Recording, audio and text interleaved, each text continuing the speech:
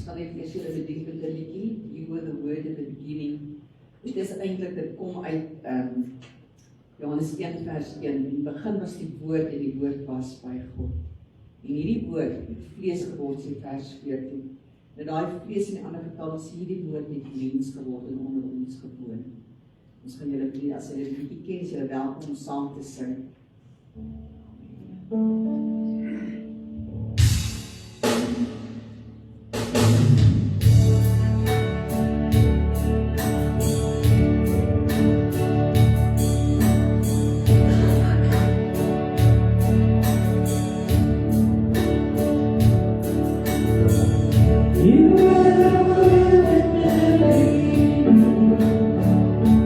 One with God and Lord Most High.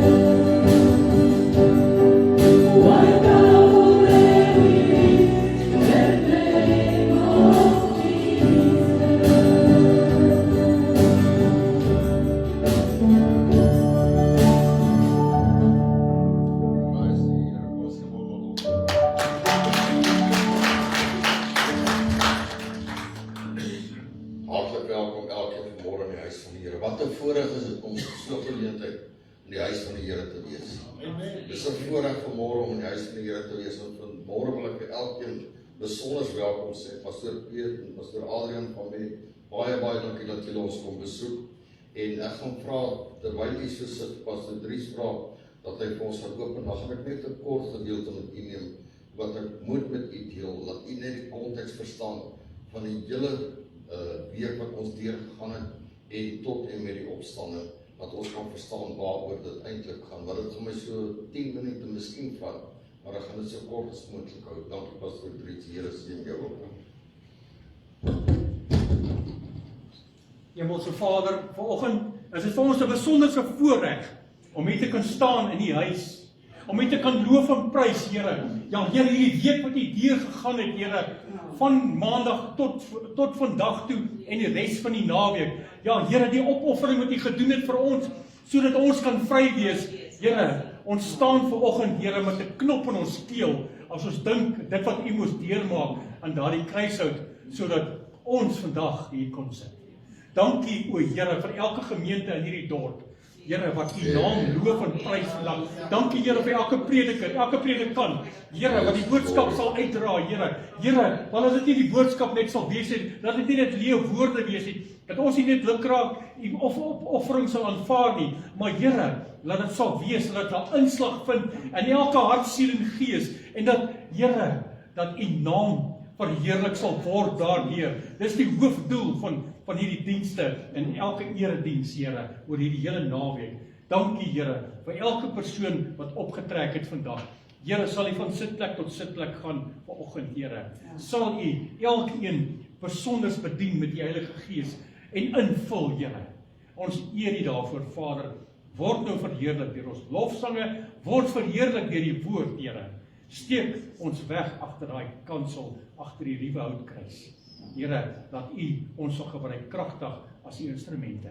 Ons eer U daarvoor, Vader, in die Here Jesus se wonderlike naam. Amen.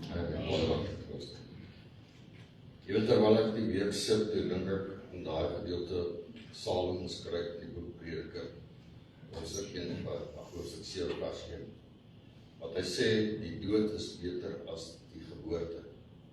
En dis 'n verskriklike paradoks eintlik om te dink dat die dood beter is as die geboorte. In konteks met dit wat ons hierdie week het, Jesus se geboorte was baie opgewonde en die mense het geskenke gebring. Die mense was bly. Maar die feit dat hy gesterf het, en dis waar dit kom, die feit dat hy vir ek en jou gesterf het, is veronderstel om vir ek en jou 'n blye dag te wees. En die enigste geskenk wat ek en jy vir hom kan gee, is om ons onsself vir hom te gee. Waar die wêreld geskenke gegee het, gee ons na onsself vir hom. Sê, Here, dit is waardig dat U vir ons gesterf het. Maar daar's 7 kruiswoorde wat Jesus geuiter. En Jesus het niks op die kruis self gedoen, wat hy ons nie in die bergpredikasie geleer het nie. En dit wil ek net gou met u kan deel. Hy kom die eerste wat hy sê, in Lukas 23 vers 34, hy sê, Vader, vergeef hulle, want hulle weet nie wat hulle doen. In dieselfde toepassing van dit is in Matteus 6 vers 9, wat hy ons leer van die Onse Vader, vergeef ons skuldenaars vergewe. Met ander woorde, dit wat hy geleer het aan sy disippels en wat hy vir ek en jou leer, selfs in sy benoudste toestand, in sy toestand wat hy veragtelik was, wat Jesaja 53 sê, wat die mense nie eens daar wel gesien het nie. In daardie toestand sê hy nog, Here, vergeef hulle, want hulle weet nie wat hulle doen. En as dit nie genoeg is nie, draai sy gedagtes na die ou in die kruis langs hom. En hy sê, vandag is jy saam met my in die paradys. En dan word hy kyk na hierdie sondaar en hy sê, weet die genade is nie beperk nie, dit is onbeperk as daar berou is, waardevolle berou is. Hy sê, daardie genade dien tot op die einde, en dit is wat met hierdie ou in die kruis lewe. Daai genade wat hy gegee het, om te sê, hierin saam is jy saam in die paradys, was in die einde van sy totale leeftyd. Met ander woorde, ek en jy as mens, baie keer bepaal ons die genade. En ons sê, die mens moet so wees, die mens moet sê. Maar God het Jesus genade betoon, en selfs aan die kruis betoon hy genade, want hoekom? omdat hy vergifnis gespreek het. Maar sy derde een, sien hy om na sy verantwoordelikhede wat hy gehad het. En hy kyk na sy moeder, hy sê, moeder, daar is jou seun, daar is jou moeder. Met ander woorde, hy het nie sy verantwoordelikheid geabdikeer of gelos nie. Hy sê in die Nuwe Testament, ek gaan om vir julle plek te berei en ek kom weer. Maar ek gaan vir julle die trooster stuur, so ek gaan iemand stuur wat na julle gaan kyk. En ek wil vir julle sê, hierdie is net 'n kort opsomming, laat julle net die prentjie kan kyk, om te sien wat het daardie dag gebeur aan die kruis. Die vierde punt waar hy sê, my God, waarom het U my verlaat? En hy sê dit in Matteus 27. En as jy na Matteus 27 gelees regdeur, dan sê julle sien, dit is waar die grafte oopgegaan het, waar dit duisternis geword het vir 3 ure.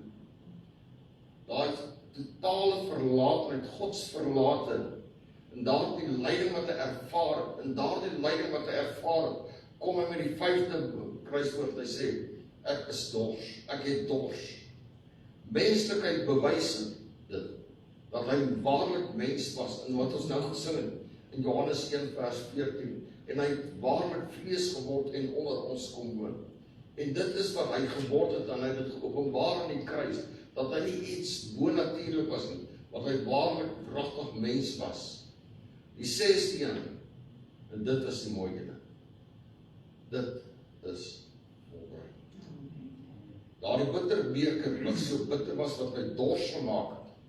Daardie beker toe ek hom inkyk en ek sien in Getsemane bid en ek sê, Here, neem hierdie beker verby, weg as het moontlik is. En vir my gesê, daai beker sal jy drink.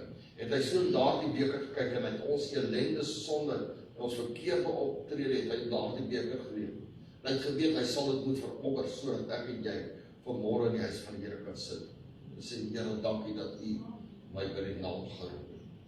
Here, dit is volbring. Dit is lesdaai. Ons skuldbrief is aan die kruis vasgenaam. Daar's geen skuld uitstaande. En mense wil ons altyd skuldig hou aan iets.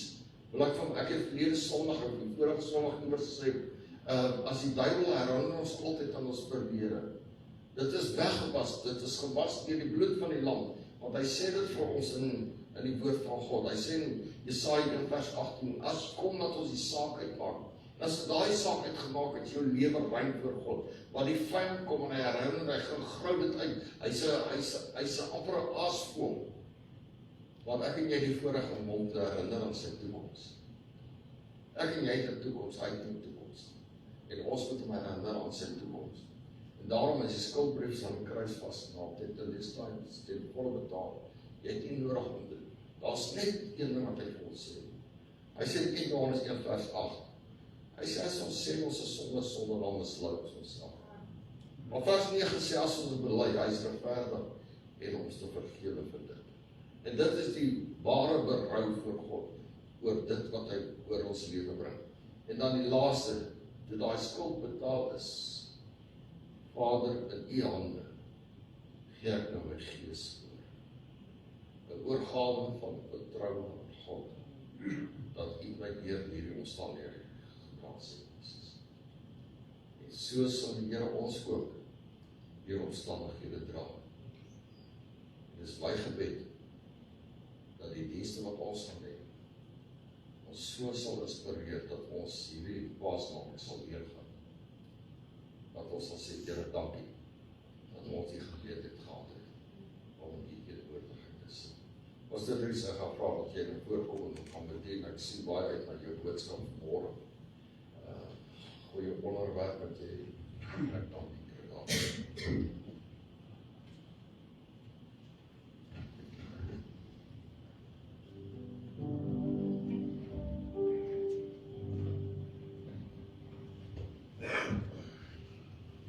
Geliefdes, kom ons staan en maak ons naam van die Here. Volgende baie.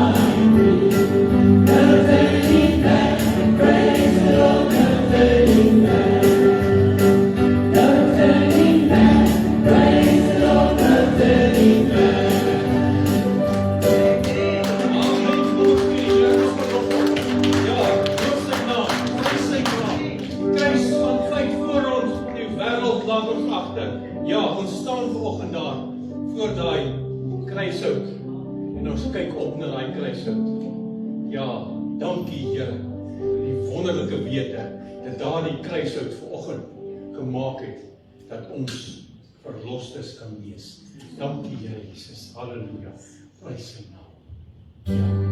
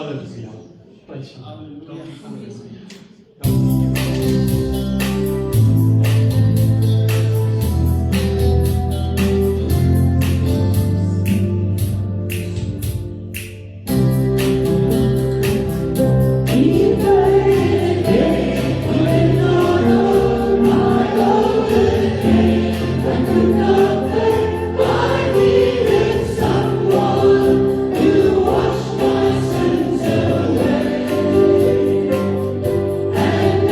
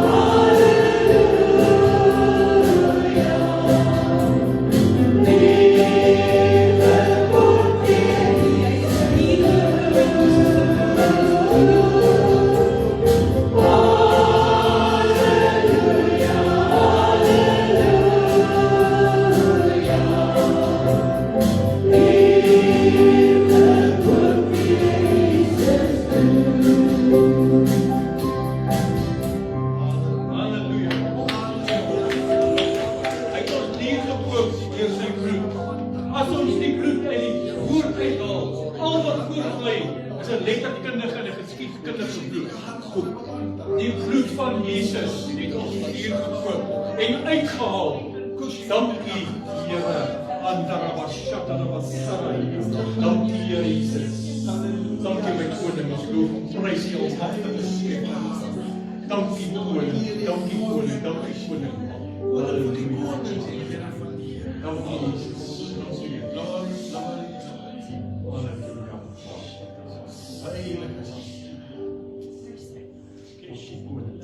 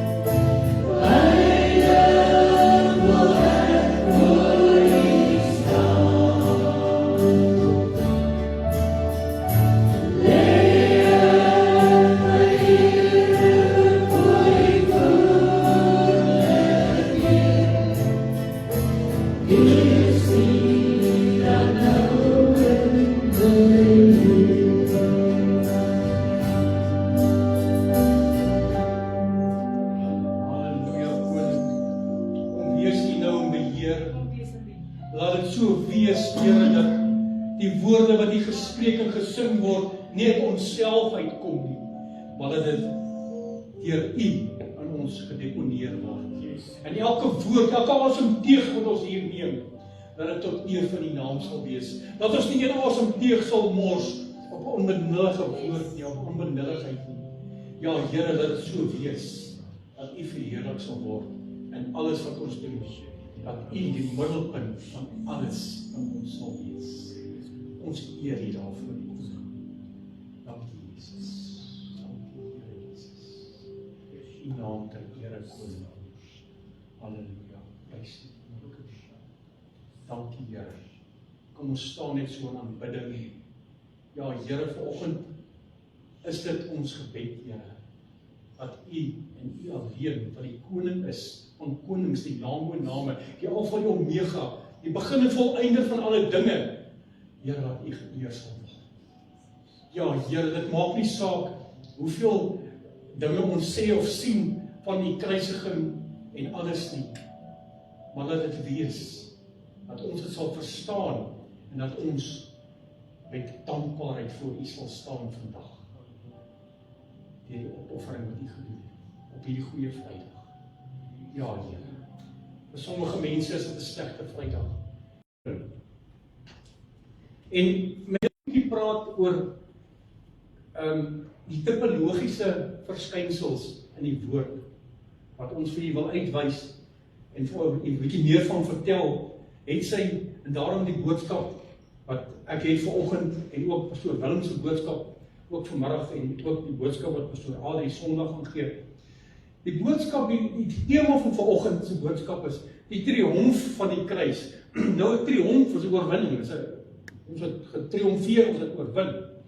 En daarom wil ek graag vir u voorhou, Johannes 3, vanaf vers 14 tot 15, alom bekend gedeelte, en hy sê, en soos Moses die slang in die woestyn verhoog het, so moet die seun van die mens verhoog word, vers 15, sodat elkeen wat in hom glo, nie verlore mag gaan nie, maar die ewige lewe kan hê. Met in die gedagte, net so 'n bietjie agtergrond, 'n bietjie konteks oor die kruis van Jesus. En ek het eintlik met misnoë gaan lees, dat daar persone is, of mense wat argumenteer dat Jesus maar net in 'n paal opgehang is. En ja, hulle argumenteer, die paal steek boek in die kop, en dan kan hulle 'n briefie daar neersit en so aan. En ek wonder maar net, watter woord lees hulle, maar ja, almal sê daar's nie klinkklare bewyse nie, maar dit maak nie saak nie. Ons as Christene vandag, ons as kinders van God vandag, weet dat as ons gaan kyk na al die geskiedkundige skrifte en alles, weet ons dat Jesus Christus op die tradisionele kruisig is wat ons ken, die tradisionele vorm. So, maar merkwaardig hiermee aan Johannes 3 van vers 14 wat ons hierin gelees het, sien ons hiermee dat Johannes die kruis van Jesus vergelyk met die slang wat deur Moses in die woestyn verhoog is. Het sy die term tipologie, maar ek gaan nou vir julle 'n bietjie meer verduidelik wat 'n tipologiese verskynsel is. So, dis merkwaardig dat Johannes kan voel dat die kruis van Jesus op die paal met 'n slang vergelyk kan word. En as ons as mense dink aan 'n slang, dan dink ons nee, hier, dis 'n Bybelse ding. Maar jy sal nou sien wat ons bedoel hierby. En in die heersende opinie is tog dat ons kan weet, die tradisionele vorm van die kruis is juis soos ons hom ken, soos ons hom daar sal sien. So, ek wil bietjie praat oor, jy het nou gehoor ek praat van die koperslang. Ek wil bietjie praat vanoggend met u oor Jesus en die koperslang in die woestyn.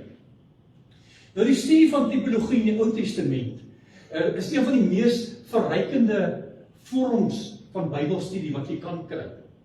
En ek wil graag, as ons vorentoe gaan deur die jaar, bietjie in my eie Bybelstudie bietjie oor tipologiese verskynsels praat. Nou, die Ou Testament is ryk aan tipes wat ons noem, of skadubeelde, het sy nou ons oorhoofse tema, skadubeelde wat soos parels in daai teks opgesluit het. En is nie net in die Nuwe Testament wat ons dit sien nie, die hele skrif is deur God ingegee. En is nuttig tot deurlegging en wysing terecht. Dit is die hele skrif.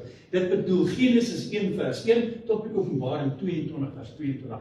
En alles tussen, alles moet in ag geneem word en bestudeer word.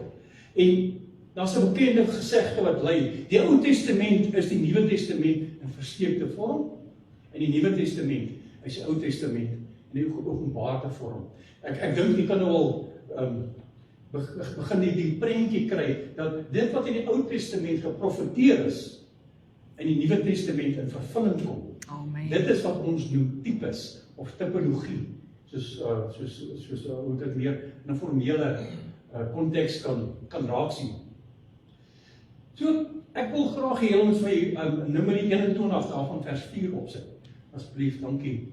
Hy sê daarso, en toe trek hulle van die berg Hor af weg op pad na die Skelfsee om die land Edom om te trek. Maar die siel van die volk het op die pad ongeduldig geword. En die volk het teen God en teen Moses gespreek, waarom het jy ons in Egipte laat optrek om in die woestyn te sterwe, want daar is geen brood en geen water nie, en ons siel walg van die ellendige kos. En toe stuur die Here giftige slange onder die volk in, wat die volk gebyt het, en baie van die mense uit Israel het gesterwe. En die volk het na Moses toe gekom en gesê, ons het gesondig dat ons teen die Here en teen U gespreek het. Bid tot die Here dat hy die slange van ons wegneem. En Moses het vir die volk gebid. Daarom sê die Here aan Moses, maak vir jou 'n giftige slang en sit dit op 'n paal, dan sal elkeen wat gebyt is daarna kyk en lewe. Tot sover. En het Moses 'n koperslang gemaak en dit 'n paal gesit, en as 'n slang iemand gebyt het hy, en hy kyk na die koperslang, het hy toe na die lewe gebring. So, as ou nou die historiese konteks hierna kyk, dan sien ons nou hoe dit in mekaar pas, Johannes 3 vers 14 en 15, en Numeri 21 wat in die Ou Testament is, waar 'n vervulling, 'n skadubeeld is van die komende Messias. So, tipologiese betekenis, as ons 'n bietjie daaroor praat, slange verteenwoordig sonde, waardeur die hele mensdom gebyt is. In Romeine 5 vers 12, as ek daai skrif hier ook kan opkry, net om 'n bietjie konteks te gee, hy sê daar so, daarom soos een mens deur die sonde in die wêreld ingekom het, en deur die sonde die dood, en so die dood tot alle mense deurgedring het, omdat almal gesondig het. So, daar's geen mens op hierdie aarde wat nie gesondig het nie. Ons almal is deur die sonde vergiftig, en daarom kan ons met reg sê, as jy bly in jou sonde, is jy geestelik dood. Maar die Bybel beskryf nie dood nie as totale annihilasie nie, of totale uitwissing nie, maar wel as skeiding. So as 'n mens sterf, dan sterf sy liggaam, maar terwyl die gees en sy siel bewusselik voortleef, in die teenwoordigheid van God, of nie, aan die ander kant, in ewige verdoemenis. So, dood beteken al skeiding. So, die koperslang wat Moses hiervan praat in Numeri 21, is dus 'n tipe van Jesus Christus. So, wat in ons plek 'n sondeoffer geword het. Amen. Elkeen wat in geloof na hom kyk, soos die Israeliete van ouds na die koperslang gekyk het en die lewe gekry het, as ons vandag opkyk na die kruishout, en jy glo en jy staan in geloof daar, het jy ook die lewe gekry. Amen. Goed. So, elkeen wat in geloof na hom kyk, verklaar en ontvang die ewige lewe as 'n vrye geskenk. Goed. So die koperslang was dus 'n skadubeeld of tipe van die komende Messias, wat die sonde gedra het sonder om self 'n sondaar te wees. Stem jy saam met my dat Jesus Christus nie 'n sondaar was nie? Hy was die enigste persoon wat op aarde gewandel het in die vlees, wat geen sonde gehad het. Amen. Dis Jesus Christus gewees. So, in die vers in 2 Korintiërs 5, vers 21 sê daarso, want hy het hom, wat geen sonde geken het nie, sonde vir ons gemaak, sodat ons kan word geregtigheid van God in hom. Halleluja. So hy het sonde gemaak vir ons, sodat ons geregtigheid kan staan. So ek en jy staan vandag in daai geregtigheid. Let wel, 'n belangrike ding wat ons moet leer, dat die woord van God leer ons nie dat Christus self sondig geword het. Nee, hy leer ons nie dit nie, maar hy is 'n sondeoffer gemaak vir ons. Ons moet dit mooi verstaan. So deurdat ons sondes op hom gelê is, die Vader het Jesus Christus in ons plek gestraf. En as ou nou aardsie na toe sal kyk, as ou nog gaan kyk, vanuit 'n regstegniese oogpunt, sien ons nou die beginsel van dubbele vervolging. Wat noem hulle double jeopardy? kan die Vader ons nie weer straf as hy Christus reeds in ons plek gestraf het nie. Maar as 'n voorwaarde aan verbonde. Jy moet jy moet jou vergifnis kry, jou sonde laat staan, jy moet bely en jou sonde laat staan, dan sal die Vader jou nie weer kan straf nie. Maar as jy in jou sonde bly, dan het Vader geen keuse nie. Sy toorn oor jou los te raak. Nou Jesus Christus het self hierdie historiese gebeurtenis gebruik om sy missie te verduidelik. Soos ons gelees het in Johannes 3 vers 14 tot 15. As God het die Here Jesus ons sondes op homself geneem. Die koperstang simboliseer dan die oordeel oor die sonde wat op Christus gelê is. Deur geloof in hom vind die mens soos ons wat dood is in die sonde die lewe. Dit is die omvang van God se liefde vir ons. En die alombekende, nou julle hoef hom nie op te sit nie, ons almal ken hom, Johannes 3 vers 16. Want so lief het God die wêreld gehad, dat hy enige gebore is. Daardie versie in sy volle konteks, daai klein versie verduidelik die liefde van God vir ons. In alles wat ons ooit kan dink. So, hoe verskriklik moes dit gewees het vir die sondelose seun Jesus om die skeiding van die Vader te ervaar. Maar daar was egter geen ander wyse waarop die God die regverdige oordeel oor die sonde kon voltrek en die mens terselfdertyd kon red. Daar was geen ander manier nie. En God het dit so gedoen. En dit het gelei tot 'n allesomvattende of eerder 'n ekumeniese pleidooi. Net soos elke Israeliet daar in die woestyn en deur geloof na die koperslang moes kyk om gesond of gered te word van 'n gewisse dood. So sal enige persoon, en dit sluit nie in my vandag in, alle persone wat in geloof na Jesus Christus kyk, die ewige lewe ontvang. Stem jy saam met my? Kan ek 'n amen kry daar? As jy in geloof staan, gaan jy die ewige lewe beerwe, as jy regverdig voor God staan. In Johannes 12, daarvan vers 32 staan daar, en as ek van die aarde verhoog word, sal almal na my toe trek. Hierdie is 'n pragtige, wonderlike vers wat vir jou sê, ek trek almal na hom toe. Maar die hartseer verhaal van hier is, nie almal toon reaksie en geloof nie. Diegene wat die aanbod verwerp is verantwoordelik vir dat hier verlore toestand, so die uitnodiging kom dus allesomvattend. God roep almal, alle mense. Hy sê nie, ek roep nie die moslems nie, ek roep nie die wie ook al nie, ek roep nie hulle nie, die ateïs nie, hy sê ek roep alle mense. Of jy nou ateïs is, of jy nou satanist is, maak nie saak wie is. Hy roep alle mense, maar nie almal aanvaar. En dan is dit so dat God hulle verwerp, as jy God verwerp.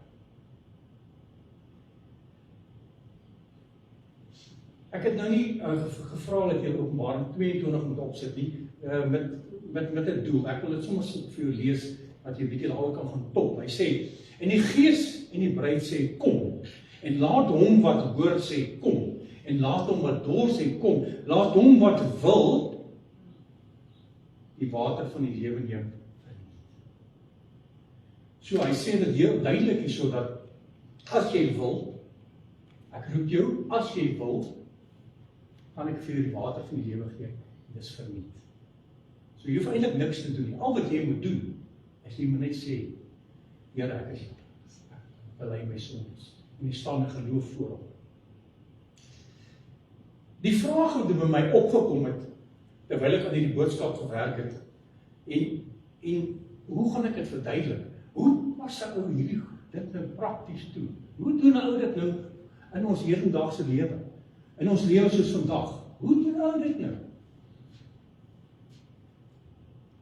Is eintlik eenvoudig. Die woord, die frase het by opkom, vertroue bo opstandigheid. In moeilike tye is dit baie nodig, en ook in goeie tye, maar in moeilike tye veral, is dit nodig dat ons versoeke na God neem in gebed. En in plaas van om moed te verloor of te murmuur. So, die belangrike aspekte wat ek hier wil skets in hierdie tipologie is, as ons kyk na die slang in Numeri 21. Die koperslang simboliseer die oordeel oor die sonde, die slang se gif, maar dit is op 'n paal geplaas om genesing te bring vir die wat kyk. Die kruis in Johannes 3, Christus wat geen sonde gehad het nie, het 'n vloek vir ons geword aan die kruis, wat 'n bron van geestelike genesing en redding is. Amen. Sien jy nou, Numeri 21 is in die Ou Testament, sommer so heel in die eerste, in die begin amper. En Johannes is so entjie in die Nuwe Testament, al klaar. Verhooging, beide die slang op die paal en Jesus aan die kruis moes verhoog word, opgelig, sodat almal dit kan sien. En dan die laaste punt op daai tipologie is geloof. Die Israeliete moes opkyk na die paal en geloof om genees te word. Net so met mense, dit sluit nie in my in vandag, moet in geloof kyk na Jesus glo en in Jesus glo vir ons verlossing.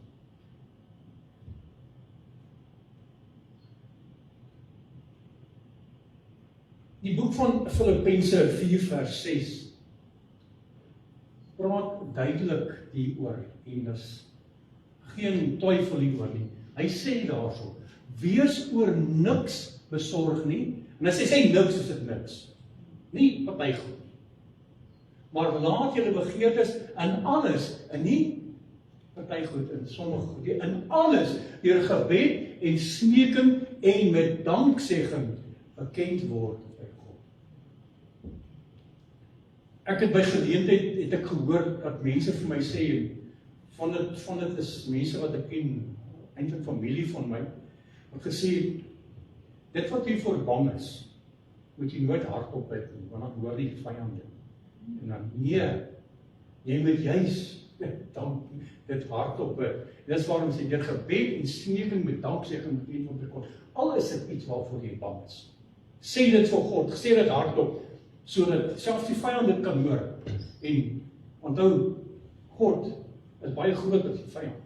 Ek meen, daar is geen twyfel aantrek nie. So, daar is 'n groot verskil tussen om jou hart voor die Here uit te stort soos Dawid van ouds in die psalms gedoen het, en ons kom maar die psalms bietjie gaan lees, hoe Dawid sy hart voor God uitgestort het, oor allerhande goed, en almal wat hom aangeval het, en oor die sonde wat hy gepleeg het, hy het sy hart voor God uitgestort. Hy het op sy gesig gaan lê, vir die Here om vergifnis gevra. So, daar is 'n groot verskil om jou hart voor die Here uit te stort, en daar's 'n verskil om uit te stort en om teenoor hom te murmureer. Murmurering is as dit ware dit stel ondankbaarheid voor en dis 'n gebrek aan geloof, terwyl 'n gelowige gebed erken dat God die goeie Vader is en dat hy die beste vir ons sy kinders wil hê. Soms vra ons dinge wat tot ons nadeel sal strek. En dan moet ons dankie sê vir hom. En ek weet nie van nie, maar ek het wel 'n paar nees waar ek 'n ja wou gehad het. Klomp keer. En as ek terugkyk op my lewe, dankie Here vir al die nees. Dankie Here. So dikwels kla ons soos die gesegde sê met die spreekwoordelike witbrood op die aarde. En weer is nou 'n bietjie 'n skerp een daai, maar dit is regtig wat dit is. So, murmurering is eintlik 'n selfsug wat ons moet bely. Kom ons leer vandag ietsie hieruit. Om van oomblik tot oomblik op die Here te vertrou, met die vaste wete,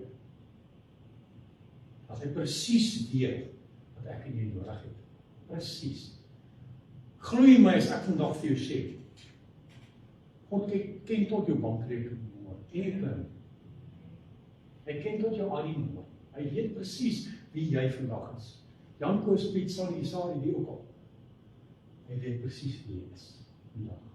As jy vandag wonder, God weet wie hy is. Onthou, voor die voorligging, begin van hierdie aarde, voor hierdie grond waar ons vandag opstaan, gevorm was, het hy al geweet van jou. Hy al geweet wat jou naam gaan wees. So hy weet presies wat jy nodig het. Daarom, omdat hy presies weet wat ons nodig het, is die triomf wat aan die kruishout gebeur het vandag. Nie sonder meer net woorde nie. Ja, dit spreek van pyn en lyding, van marteling, dit spreek van, maar is ook 'n plek waar God sy krag demonstreer, met liefde en oorwinning, die kruishout. Kom ons staan so 'n bietjie stil by die kruis. Die kruis, dis ons moet hier daar staan, met die doringkroon en al, en die sweep. Die kruis is triomferend oor die dood. Amen. Amen. Dit is triomferend oor die vyand. Ons gaan dit nou 'n bietjie lees in Jesaja 53 en kyk hoe konnekteer hy met die Nuwe Testament. Dit is triomferend oor siekte. Ons gaan ook lees Jesaja 53 en 1 Petrus.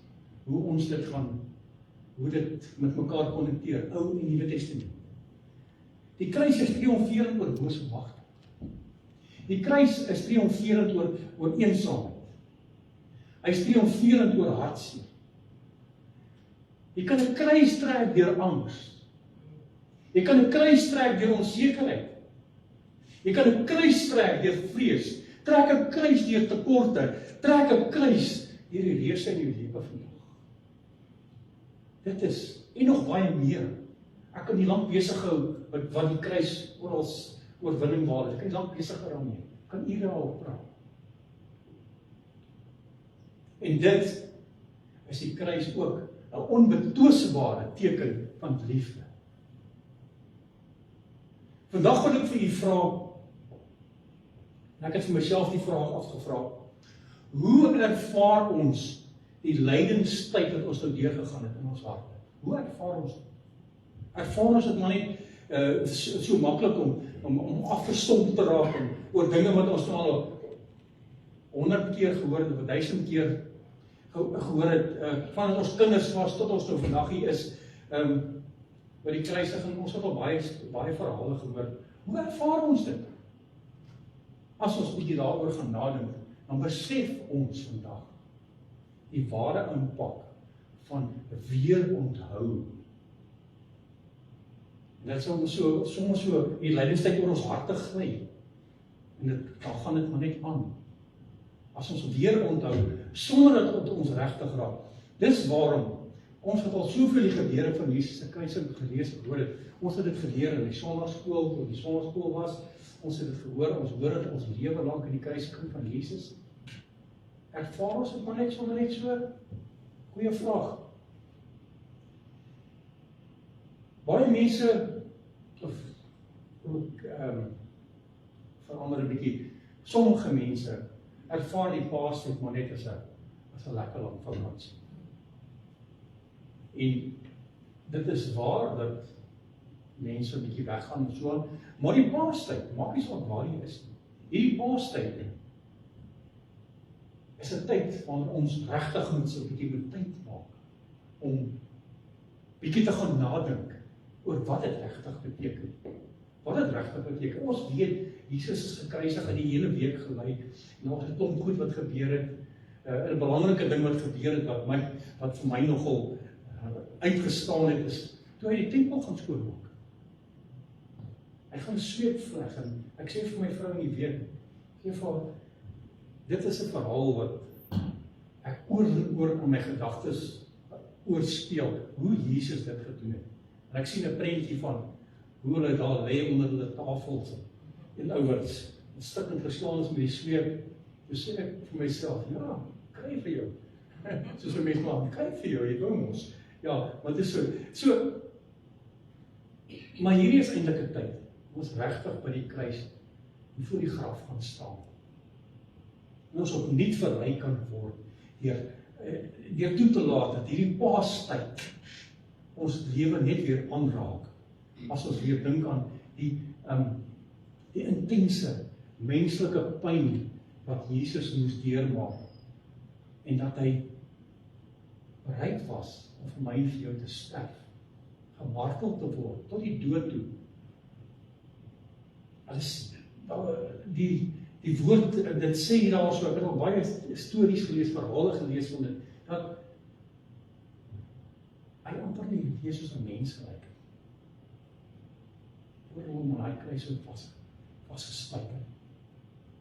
Sy liefde, dink bietjie aan sy liefde, wat so groot is vir my en jou vandag, dat hy bereid was om vir jou te sterf. Gaan dink 'n bietjie mooi daaraan. Ek het al baie gehoor sê, ja, ek sal vir 'n maand en 'n paar, ek sal vir my kinders gaan sterf. Maar wat sal jy reg? Sal jy reg? En dink 'n bietjie in die diep besef, toe Jesus uitgeroep het, Eli, Eli, lama sabachthani. My God, waarom het U my verlaat? En elke keer as ek hierdie frase lees, dan kry ek so 'n knop om my keel. En dan dink ons bietjie aan die vreugde en die dankbaarheid van sy opstanding en die feit dat ons, al sterf ons, vir altyd saam met ons sal wees. Amen. Van saam met hom sal wees. En hoe kom ons die waarhede van sy dood wat ons lewe gee, ooit sommer net oor ons hart laat vloei, sonder dat ons binnekant weer nie wat herleef. En ons kan bid, o Jesus, mag ek nooit ooit wat U gedoen het, sommer net lukraak onthou. Mag dit nooit so wees nie. Jesaja 53 vers 5, as jy vir my opsit daar by Janka. Ou Testament. Hy is ter wille van ons oortredinge deurboor, ter wille van ons ongeregtighede, as hy verbrysel, die straf wat vir ons die vrede aanbring, was op hom, en deur sy wonde het daar vir ons genesing gehou net aan. Dit is in die Ou Testament. Jesus Christus was nog nie eers op aarde nie. Ou Testament, profesie, skadubeeld. Nou gaan 1 Petrus 2 vers 24, Nuwe Testament.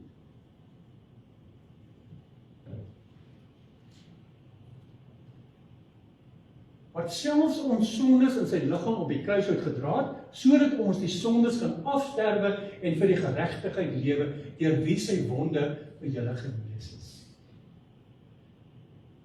Sien jy wat ons bedoel met die skadubeeld van die Ou Testament, wat in die Nuwe Testament vervul word?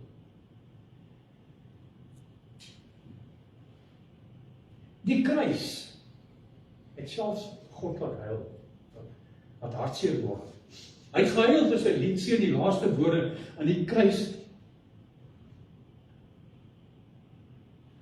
Hartverscheurend uitgeroep het, tetelestai. Dis volbring.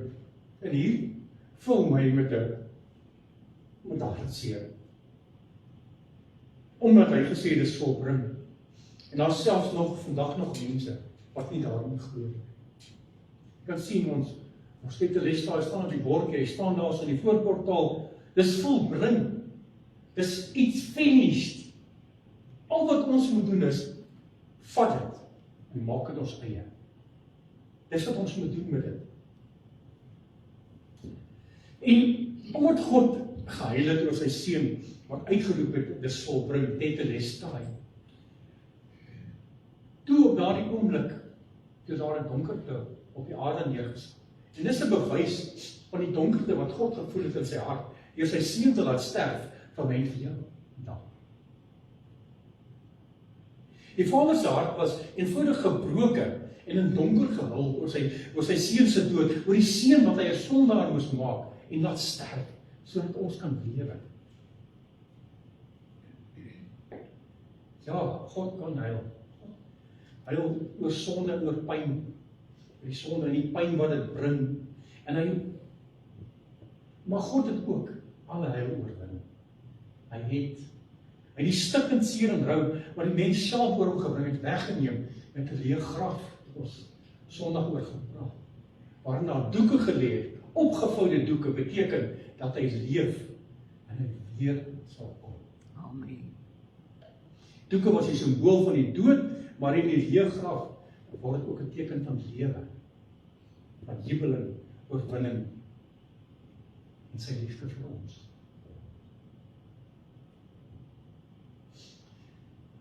Jesus se aardse verhaal toe hy op aarde gewandel het, vertel vir ons 'n verhaal van God wat huil oor stikkende mense. Maar daai storielyn daarvan eindig nie sonder meer daar nie. Dit word 'n verhaal van heelmaak. Dit word 'n verhaal van hoop en hemelse heerlikheid en meer nog. Dit word my en jou tot ons storie. Dit word ons storie. Ons kan dan ondanks die pyn van hierdie wêreld weet, God glimlag in sy liefde vir my vandag. En ons kan bid vandag. Dankie Vader, dat U seun wat sterk het, sodat ek kan leef. Vandag voel dit my weer met 'n diepe vonk. Miskien het jy al ooit beleef, en ek glo iewers in jou lewe gaan jy met my saamstem, dat jy die grootste pyn wat jy ervaar het, gevoel het dat jy siels alleen is. Amen? Yes. Ek weet. Jy het gevoel dat daar is niemand wat regtig jou omgee nie. Jy is in hierdie pyn van jou. En ek gaan lees 'n gedig of 'n gedeelte wat 'n digter geskryf het met die naam van David White. Ek noteer hom ongelukkig in Engels. Hy sê daar, sometimes it takes darkness and it's a sweet confinement of your aloneness to learn anything from or anyone that does not bring you alive is too small for you. Kom ek verduidelik. Weet vandag, daar is een, die een, sy naam is Jesus, wat groot genoeg is om saam met jou in jou verlatenheid te leef. Jesus ken verlatenheid. Glo vir my, hy ken verlatenheid. Hy het aan daai kruisdood gehang alleen, so, met die twee misdadige langs maar in sy wese was hy sien alleen. Almal het hom veroordeel, almal het hom verwerp, hy was verlate. So, Jesus ken verlatenheid. Glo vir my.